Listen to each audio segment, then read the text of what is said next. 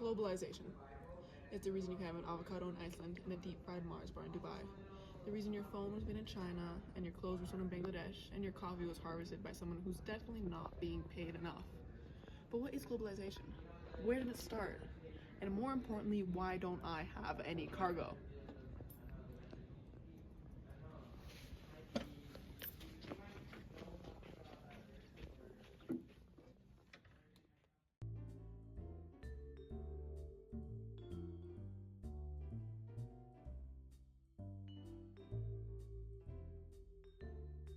It all started thousands of years ago, before TikTok, before Wi-Fi, before I even had to deal with teenage boys in high school. Back then, humans had one job: don't die. And how easy that was depended on where you lived. If you were lucky, you got wheat. If you were unlucky, you got yams. And if you were really unlucky, you got nothing and had to eat bugs. Some people were lucky. They lived in places like the Fertile Crescent, which had grains that basically invented agriculture. This allowed them to settle down, build societies, and eventually invent things like taxes and anxiety. Here, you can see me enjoying a bowl of cereal grains via a form of cinnamon toast crunch. This would have been quite useful for people in places who only had tuber foods. Then again, they didn't have cows, and only sickos eat dry cereal. Meanwhile, in places like New Guinea, the crops were less bread and beer and more chewy disappointment.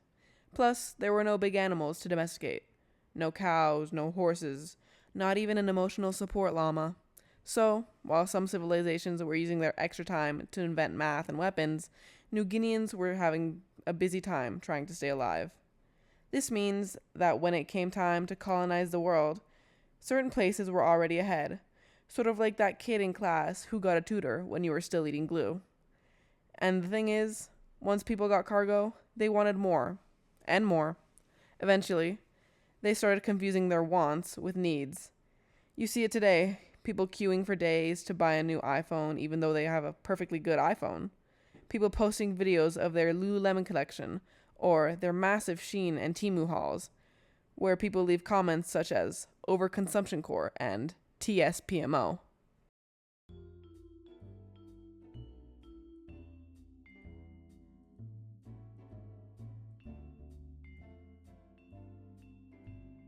Fast forward a few thousand years, and white men in hats decided they wanted even more cargo. So they set sail, looking for new lands and, ideally, free stuff. And when they arrived, indigenous people didn't immediately assume they were a problem, which, in hindsight, was a massive error.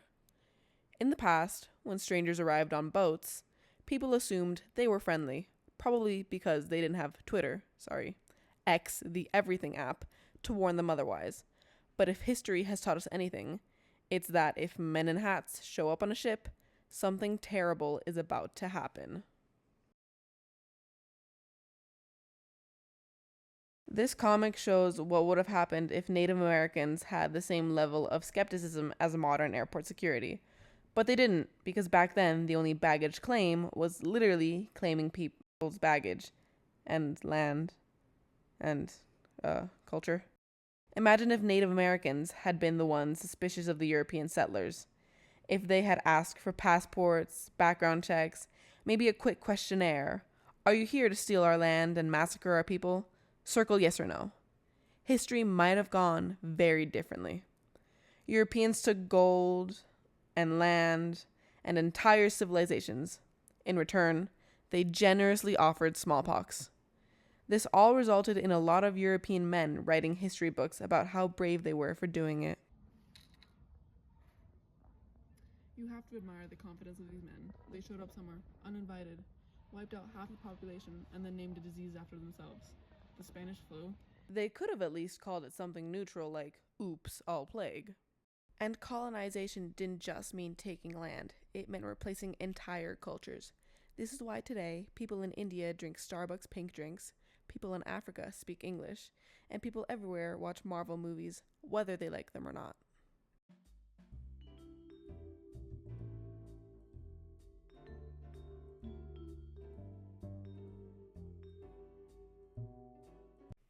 Now, according to Canada's Deputy Prime Minister, Chrystia Freeland, globalization is lifting millions out of poverty.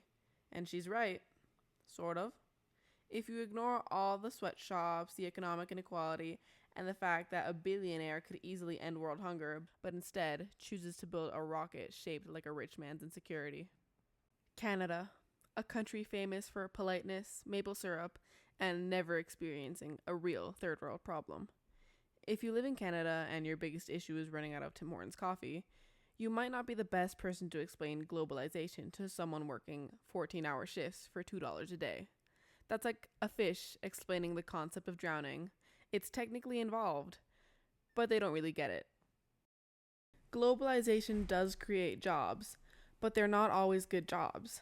They're the kind of jobs where not dying at work is considered a bonus. It's like if someone gave you a free meal, but then you realize it came with a punch in the face. Yes, you got food, but at what cost? Now, you might think all this unfairness is ancient history, but it's not. Globalization today works the same way, except instead of armies, we use multinational corporations, and instead of stealing land, we pay people so little they can barely afford a sandwich.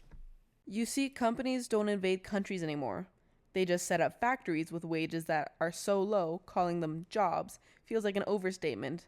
If the Industrial Revolution had a sequel, this would be it. It's like The Empire Strikes Back, but instead of Darth Vader, it's Jeff Bezos.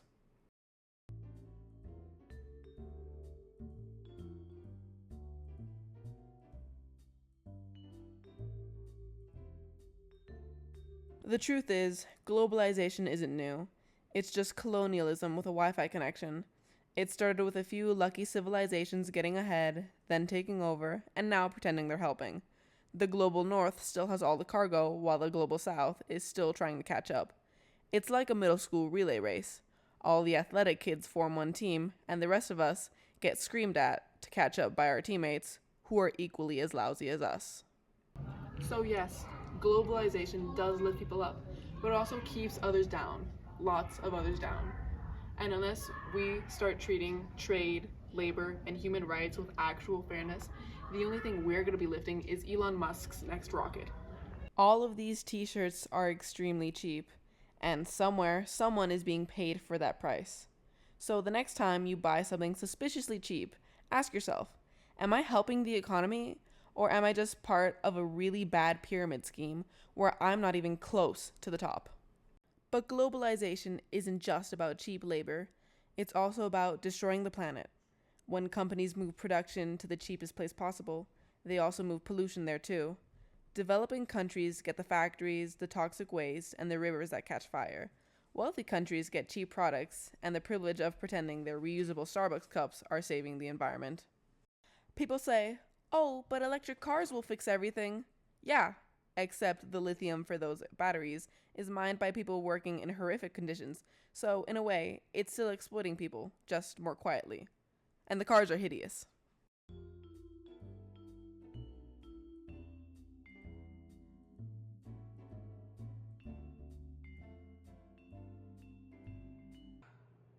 So what have we learned? Well, source 1 showed us that inequality started with geography, and source 2 showed us that colonization took that inequality and turned it into world domination. Source 3 finally showed us that modern globalization follows that same exact pattern, except now we call it economic development. Globalization has not erased inequality, it's just made it harder to see. The same countries that were rich before are still rich now, and the same regions that were being exploited are still being used for cheap labor today. We only call it business instead of imperialism. Because globalization isn't just about money or trade, it's about power. And unless we start questioning who actually controls it, then the people with the most cargo will continue to be the ones writing the rules, and the rest of us will be the ones delivering their Amazon packages. So, in conclusion, globalization, great if you're rich, questionable if you're not. But it's connected us all, mostly in a way where some people get rich off cheap labor, and the others, we get our jobs outsourced by some guy named Dave in Singapore.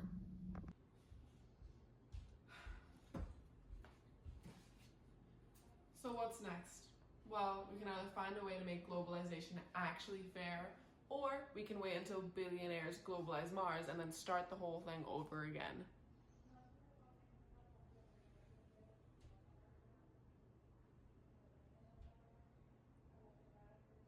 I give it 50 years before there's a Starbucks on the moon.